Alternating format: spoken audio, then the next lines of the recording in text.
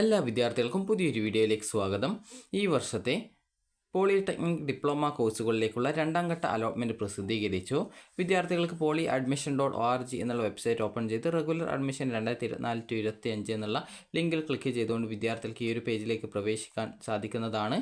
അപ്പോൾ വിദ്യാർത്ഥികൾക്ക് ഈ ഒരു അലോട്ട്മെൻറ്റ് ലഭിച്ചിട്ടുണ്ടെങ്കിൽ ഈ ഒരു ജൂലൈ 11 തീയതി വരെ അലോട്ട്മെൻറ്റ് ലഭിച്ച ആ ഒരു കോളേജിൽ അഡ്മിഷൻ നേടാവുന്നതാണ്.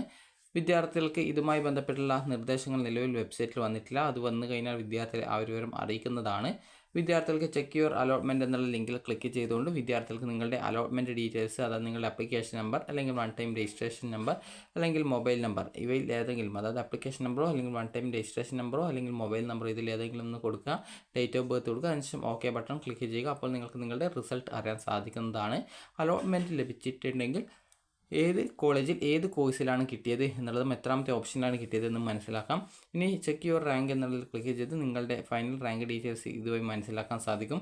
ആപ്ലിക്കേഷൻ നമ്പറും വൺ ടൈം രജിസ്ട്രേഷൻ നമ്പറും മൊബൈൽ നമ്പറും നൽകി ഡേറ്റ് ഓഫ് ബർത്ത് കൂടി നൽകി ഓക്കെ കൊടുത്തു കഴിഞ്ഞാൽ നിങ്ങൾക്ക് നിങ്ങളുടെ ആ ഒരു റാങ്ക് ഡീറ്റെയിൽസ് മനസ്സിലാക്കാം.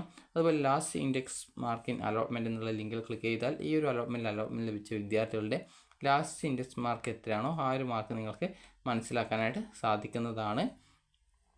അപ്പോൾ നിങ്ങൾ ഇതിൽ പറഞ്ഞ പ്രകാരമുള്ള ആ ഒരു ഡീറ്റെയിൽസൊക്കെ നൽകിക്കഴിഞ്ഞാൽ നിങ്ങൾക്ക് ഇവിടെ കാണാം. മെക്കാനിക്കൽ എഞ്ചിനീയറിങ്ങിന് റാങ്ക് 16,616 റാങ്ക്. അത് ആ ഒരു വിദ്യാർത്ഥിയുടെ ഇൻഡെക്സ് സ്കോർ 9 അപ്പോൾ 9.000 ആ ഒരു വിദ്യാർത്ഥിയുടെ ആ ഒരു ലാസ്റ്റ് റാങ്ക് എന്ന് പറയുന്നത്. അപ്പോൾ നിങ്ങൾക്ക് ഈ ഒരു രീതിയിൽ റാങ്ക് ഡീറ്റെയിൽസും നിങ്ങളുടെ റിസൾട്ടും മനസ്സിലാക്കാൻ സാധിക്കുന്നതാണ്. അപ്പോൾ വിദ്യാർത്ഥികൾ അലോട്ട്മെൻറ്റ് ലഭിച്ച കോളേജുമായി ബന്ധപ്പെട്ട് നിങ്ങൾക്ക് അഡ്മിഷൻ നേടാവുന്നതാണ്. അപ്പോൾ ഇതുമായി ബന്ധപ്പെട്ടുള്ള നിർദ്ദേശങ്ങൾ വന്നു കഴിഞ്ഞാൽ വിദ്യാർത്ഥികളെ ആ ഒരു വിവരം അറിയിക്കും. അപ്പോൾ വിദ്യാർത്ഥികൾക്ക് ഈ ഒരു വീഡിയോ ഉപകാരപ്രദമായിട്ടുണ്ടെങ്കിൽ ലൈക്ക് ചെയ്യുക, ഷെയർ ചെയ്യുക. Thank you for watching.